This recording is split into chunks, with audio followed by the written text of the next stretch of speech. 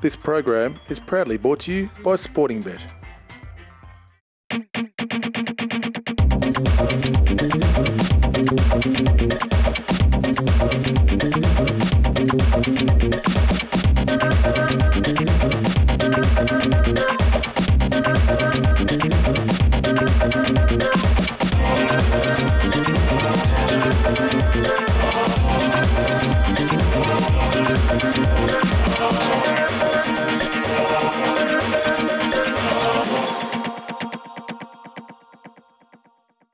Hello and welcome to Chewing the Fat.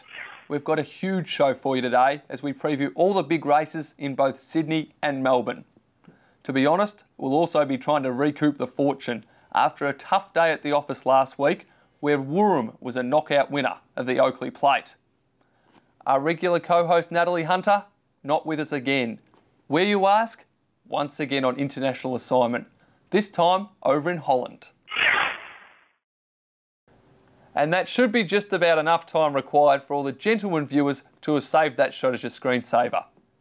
It now gives me great pleasure to welcome my co-hosts for the day, Bree Lachlan and Edward Sadler. How are you guys? I'm good, Nick. How are you? Good to be back on the couch, Bree. Absolutely. Nat's been keeping this spot nice and warm. It's great. Well, now that you're in there, it's going to be very hard to get you off again, I reckon. Look out. And what about you, Edward? You've been spending the week trying to find a winner after last Saturday? Yeah, it was a bloodbath last Saturday, wasn't it? I mean, I backed two winners, King Mufasa and Samaretti, but they were pretty short odds, as you know, Nick. Wurrum surprised us all on the Oakley Plate, and the 400 gave him Buckley's chance of getting up from there. But hopefully we can find a few winners both in Sydney and Melbourne this weekend. Absolutely, and Samaretti, a brilliant winner of the Blue Diamond, and as you touched on, we'll probably head up to Sydney and be just as hard to beat in the Golden Slipper. I think we'll find out this Saturday, though, looking at the Silver Slipper. You know, there's some quality two-year-olds there, and we sort of find out what Sydney's got to offer. We'll hold that thought, Edward, because we'll be doing the preview of the Sydney races and much more. But when we return from a break, we're going to be joined on the couch by Dan Nikolic, and you're watching Chewing the Fat, thanks to Sportingbet. Sportingbet is built by punters for punters, so you get the very best experience. At Sportingbet, you can expect more from the latest in customised betting with black books, favourites and iForm.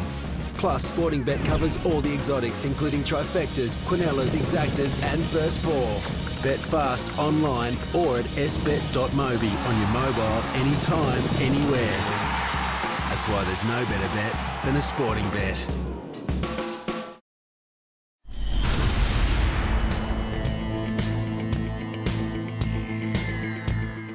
Any Gugu won't be denied. She gets up doing it. Star Spangled Banner still just in front and won the Darley July Cup.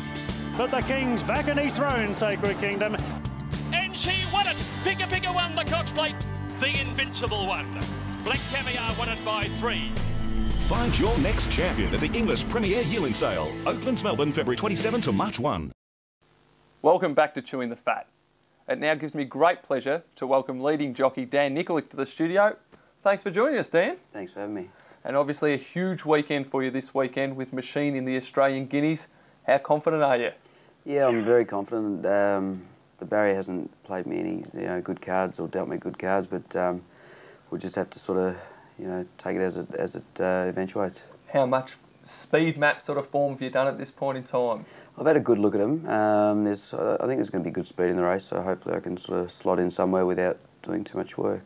Do you feel that she's a fairly versatile sort of filly? Yeah, she is, Ed. She's always shown good tactical speed if you need her to begin out of the barriers, so just sort of play it by ear as she jumps. And what did you think of her run the other day at Flemington? I thought her run was good. A lot of people were disappointed with her because she was short price favourite, and she went down in a photo finish, but I know she's come on from the run, and I know fitness-wise there was a lot of improvement in her.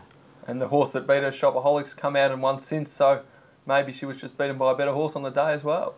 Yeah, I think that's probably right, but more it might have been a fitness issue more than anything. But Shopaholics are an underrated filly that's improved out of sight. This preparation, she's franked the form and come out and beat some really handy horses last week. And obviously the highlight last spring carnival was the brilliant win in the Oaks. Absolutely bolted in that day. Fantastic ride, especially from the punters who might have been on. Now, obviously, yourself jockeys, included, possibly. Jockeys obviously aren't allowed to punt, and wouldn't take much notice of the punt, but did it amaze you at the time, going into the race, that she was as much as $6? It did actually. I was quietly confident that she'd run the trip, even though that she'd run prior on 4 days before on the Saturday in the mile and over raced badly. Craig Williams rode her that day. I just thought that with that run under her belt that she would settle quite well, and with the blinkers were taken off, and she wasn't pressured at all early in the race, and it was more a walk, trot and canter, and she sprinted home a good half mile. My opinion with the Oaks is that it's more the best horse in the race as opposed to the best stayer. Even though that was a staying race, do you think that's going to be her best distance, or do you think she's more of a mile type?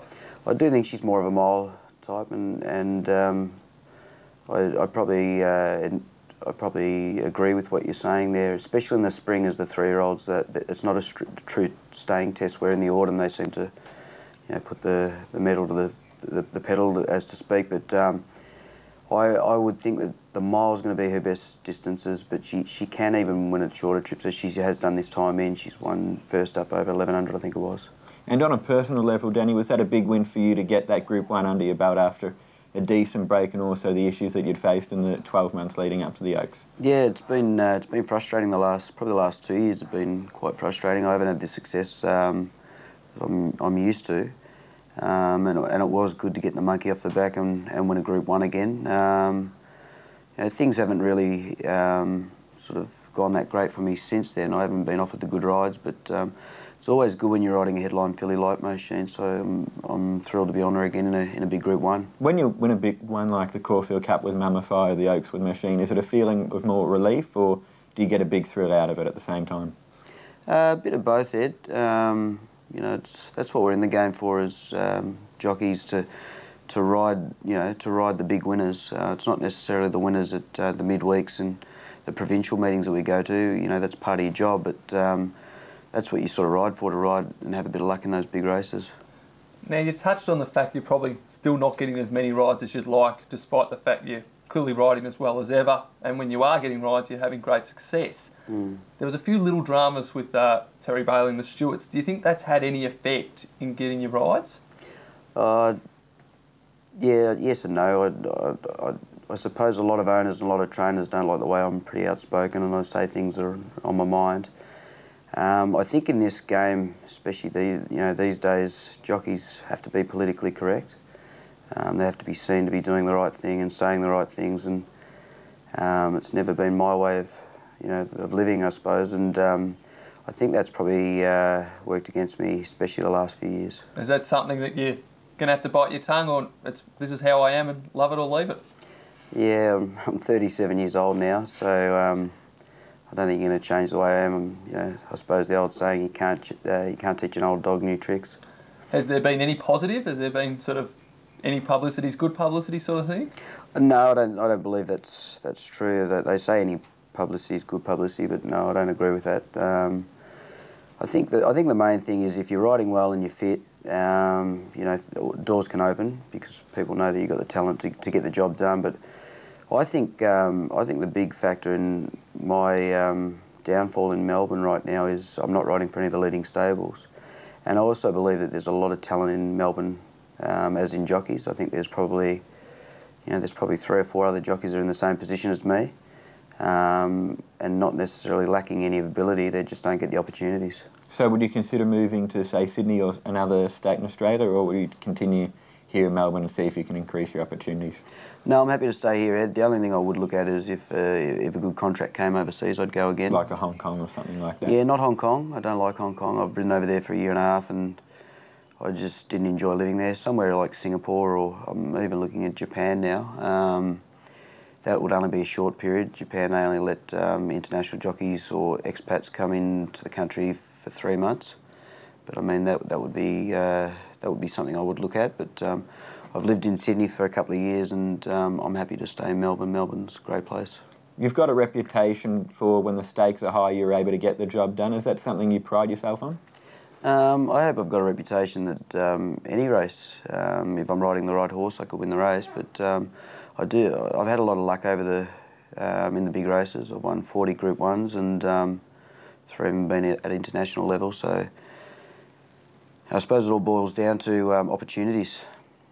One of those big Group 1s was obviously in 2003 aboard Mummify in the Caulfield Cup. Was that the biggest thrill of your career?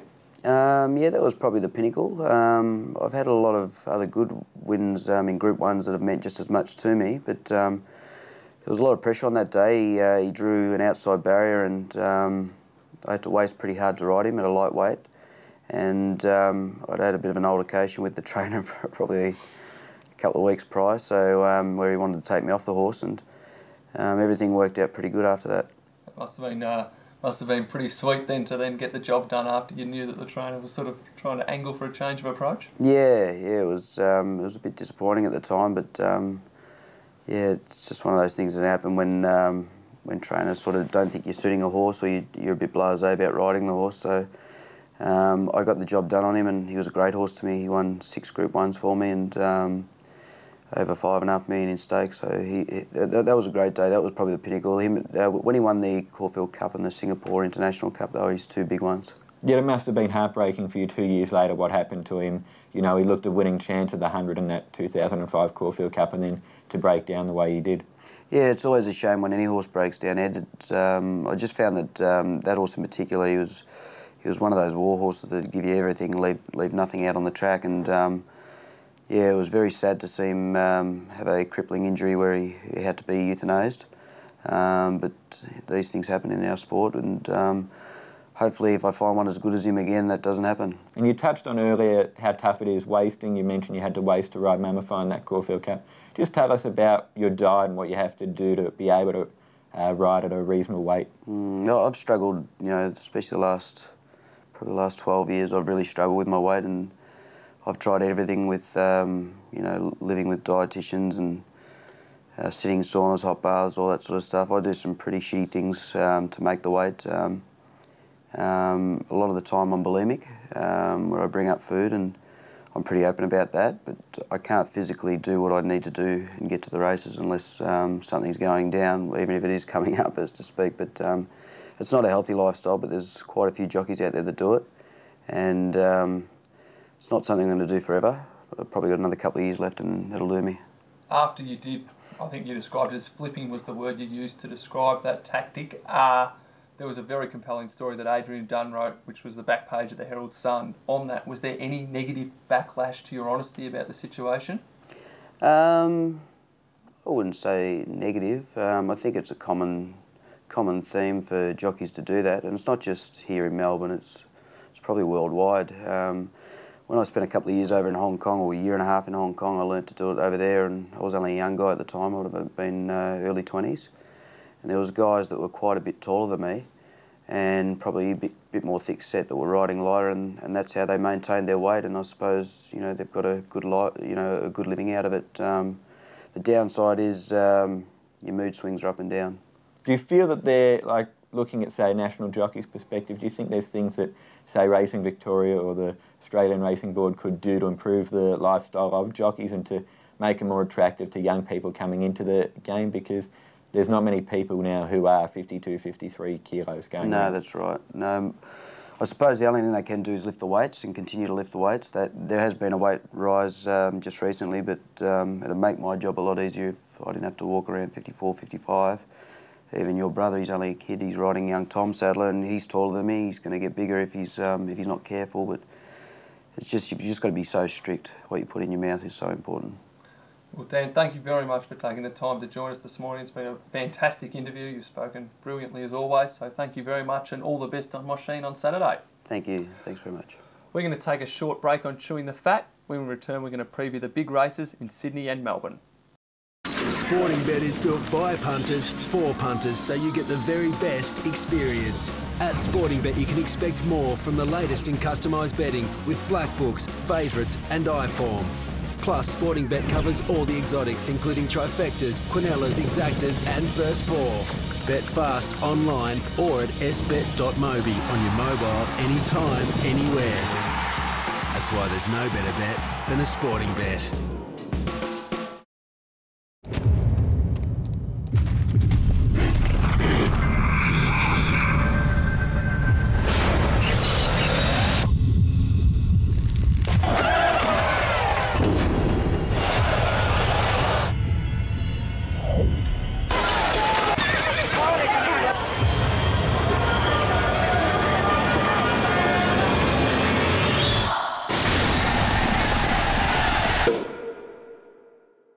Welcome back to Chewin the Fat.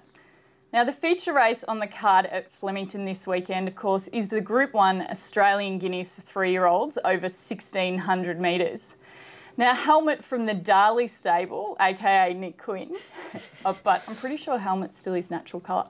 Anyway, Helmet from the Darley stable will line up as favourite, but he has some very hot competition in Moss Sheen, of course, the Oaks winner, and the Boom Colt, That's the One. Let's take a look at the markets thanks to Sportingbet. Firstly, as we mentioned, Helmet is at $3 for the win. Then we have Moss Sheen at $6.50, Instinction at $8.50. That's the One coming in at $9, Proliferate at $10, highly recommended at $15, and then it goes on from there. I think one of two things will happen. Helmet will just simply come out, dominate the race and be too good, as he was at Caulfield in the Guineas in the spring. The other school of thought was that run where he beat Manawanui has completely broken him. I know there were 2 hot races since, and I know he had excuses, but both runs since winning the Caulfield Guineas in the Cox Plate and then last start at Flemington in the CS Hayes Stakes, he's been disappointing. So he's either going to be too good or he's done. He's shot. Edward? They've broken him. I'm on the Helmet bandwagon still, but it's a thin bandwagon now. People like Nick Quinn have jumped off. Look, I think your point on the Cox Plate, he didn't get the 2,000, was simple as that. And the CS Hayes, he's not the horse that likes to get in behind them, box seat on the fence and run over the top. That's just not him. But he was well. It's like you wouldn't look good with short hair. That's just the way it goes. I think he's the best horse in the race, but I think we also got a decent push for Moss Sheen from Danny Nikolic just before. And look, I think there's a lot of really good horses in this race too. If Helmet doesn't run up to his best, I could probably rattle off 6 horses' names that I think could run in the top 3. There really is an open race outside of Helmet, and that's dependent on whether he runs up to his best. Let's have a look at what this year's Guineas contenders had to say about their chances. Well, Peter, big day for the team on Saturday with Helmet running in the Guineas. What do you think of his first up run? Well, I thought his run was pretty solid. We just didn't get in the right place for this bloke for him to race at his best, and I think it probably affected the result that we got. But hopefully things turn out better Saturday. But the horse is in good order, and I'm really happy the way he's ticked along since then. Hugo ran 7th, beaten 3 lengths by Pieta Tear here last time. What did you make of that run? A little disappointing.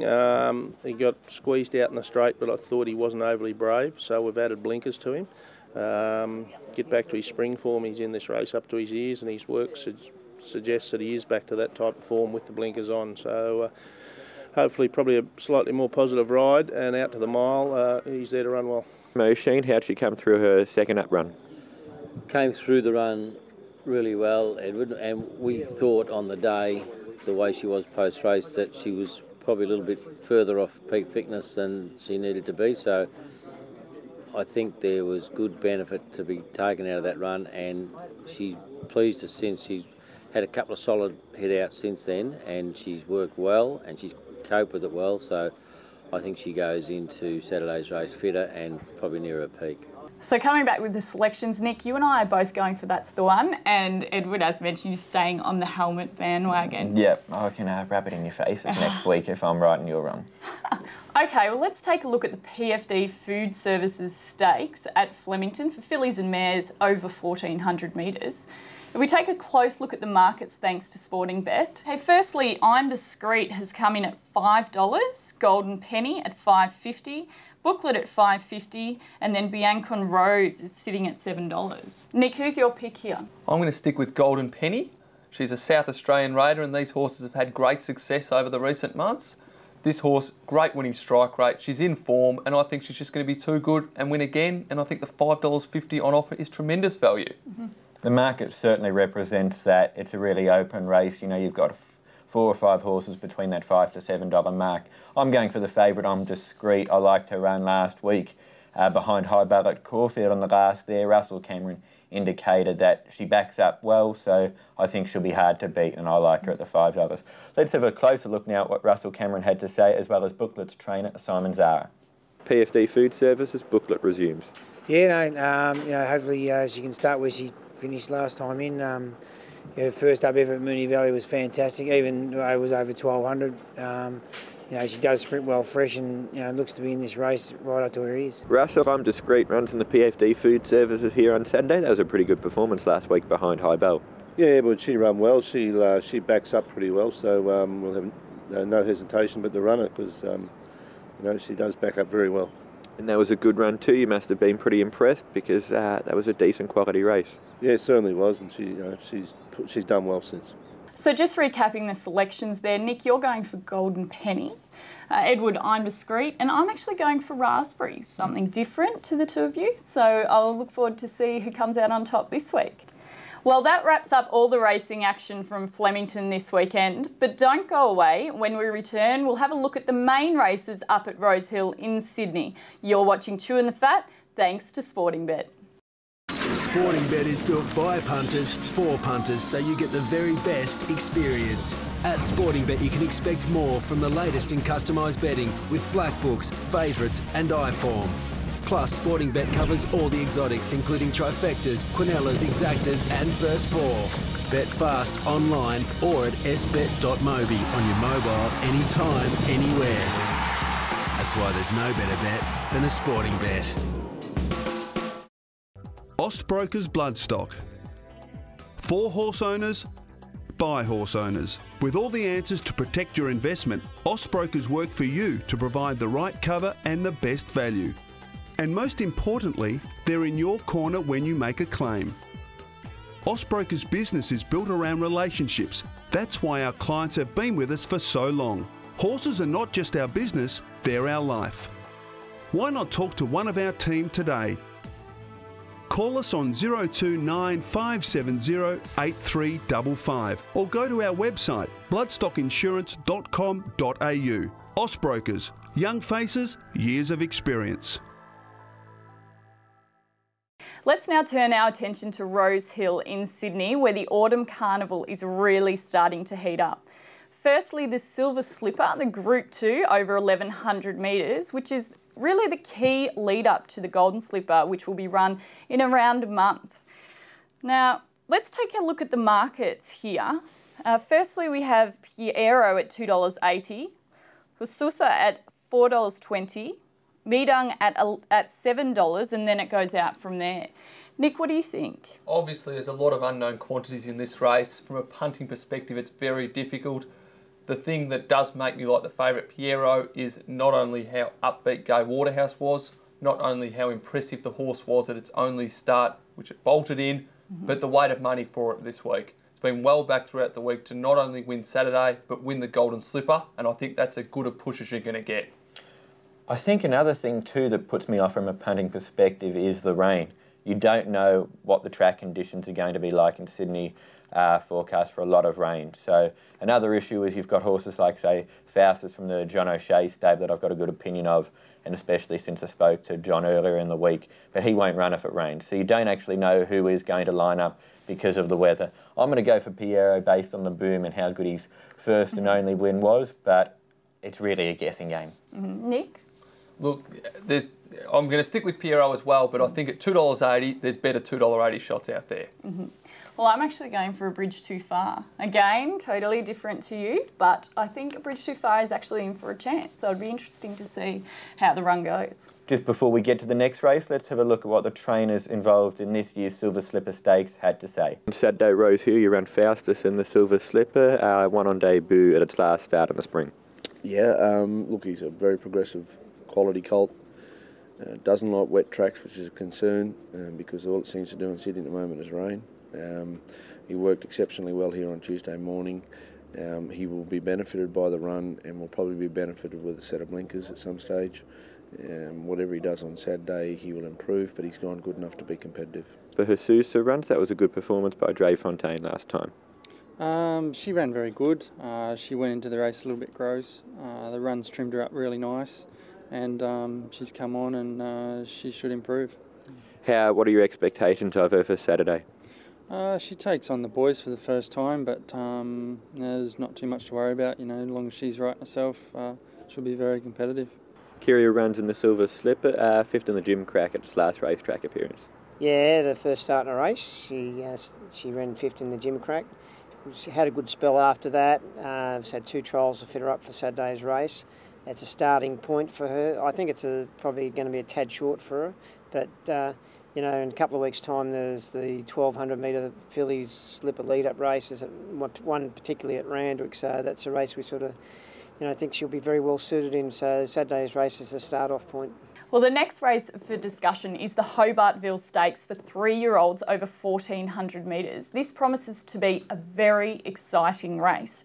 Manawanui, of course, is hoping to get it over Hot Schnitzel after Hot Schnitzel won in their last meeting. Hot Schnitzel was kissed by a fairy last start. Manawanui threw that race away. I think Manawanui is easily the best bet of the day in Sydney. I like Under the Hat at Flemington. Combine the two and snap up $5.75. You heard it first on Chewing the Fat. You heard it first if you're the TAB operator who served Nick Quinn. Look, I just think Manawanui's a star. Still my pick for the Doncaster. I think we'll return to the winners list on Saturday. I really like the way he hit the line, Manawanui. I agree with you, Nick. He's the one to beat.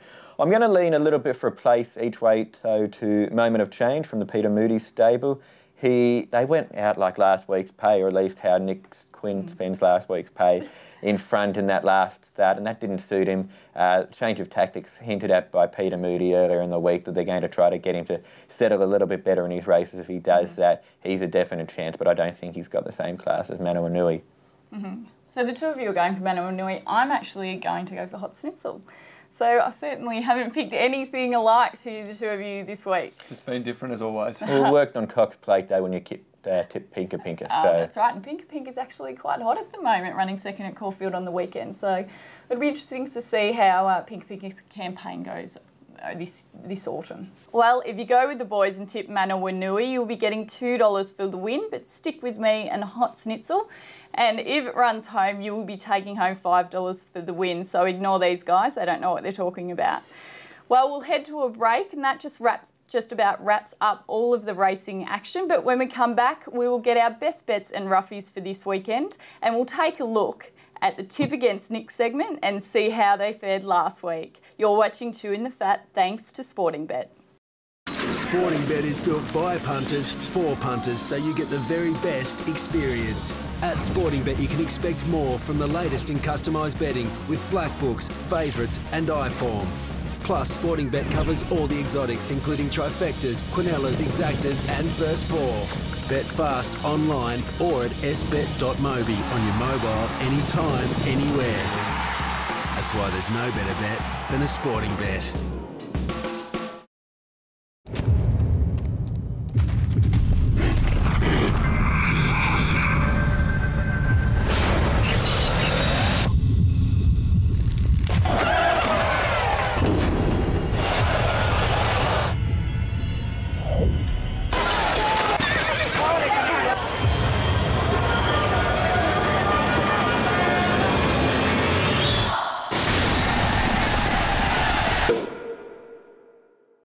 Welcome back to Chewin the Fat. Now, before we look at our best bets and roughies for this weekend, we need to congratulate Mari from Essendon, who actually won the Tip Against Nick segment last week. So congratulations, Mari. So what do you think about that, Nick? First bag in your life for a while, I think, Bree. Not for you anyway, Quinny. There will be a $100 betting voucher coming Mari's way. Our tipster for next week is Dan from Brunswick, so best of luck, Dan. If you would like to register for our Tip Against Nick segment, log on to our Facebook page and the details are there. Okay, let's have a look at our best bets and roughies for this weekend. Nick, what are you taking? I'm going to take Under the Hat at Flemington as my best bet for the day. Very impressive last start. The stable reports the horse has trained on well, and I'm pretty confident to stick with it again at about the $2.50. And my value bet at $21 comes up early in the day up in Sydney. I'm going to say the name and move on quickly. Don't put it there. Edward. How typically inappropriate of you. My best bet is Manawanui in Sydney, and best value bet, I'm going for Strike the Stars. Race well against the older horses in the Expressway, comes back to his own age group. Decent push from Edward Cummings, the second best bred person in racing in Sydney, and I think it's definitely a place chance in what is a fairly open guineas outside the two favourites. Terrific. My best bet for the weekend is in race 7 at Flemington. Aranos, Craig Williams is riding that, and I think it is a sure thing. My roughie is a bit of an omen bet, actually. I'm going for Fashion in race 8, the PFD Food Services Stakes, so couldn't leave that one out. Okay, it's time to wish a happy birthday to one of the most loyal Chewing the Fat viewers, my grandma, who I won't tell her age, but looking very young. Happy birthday, Grandma, from all of us here at Chewing the Fat. And if memory serves me correctly, which I'm almost certain that it does, I believe we've seen your grandmother on Chewing the Fat before. You might have, yeah. Melbourne Cup episode or around then. It was a double whammy. You got to see me dancing and Natalie Hunter as Wonder Woman. All right, you've twisted my arm. Let's have another look at that now.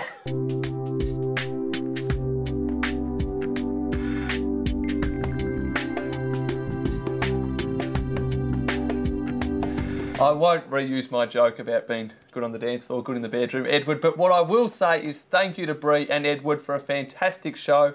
Danny Nikolic, our guest, was absolutely sensational. That was definitely one of the more compelling interviews I've ever done.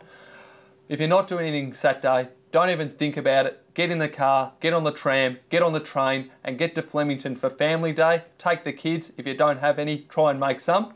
And we look forward to joining you again next week, where we're going to be joined in the studio by another very special guest, former champion jockey Simon Marshall, as we preview Super Saturday at Flemington. You've been watching Chewing the Fat, thanks to Sporting Bet. This program is proudly brought to you by Sporting Bet.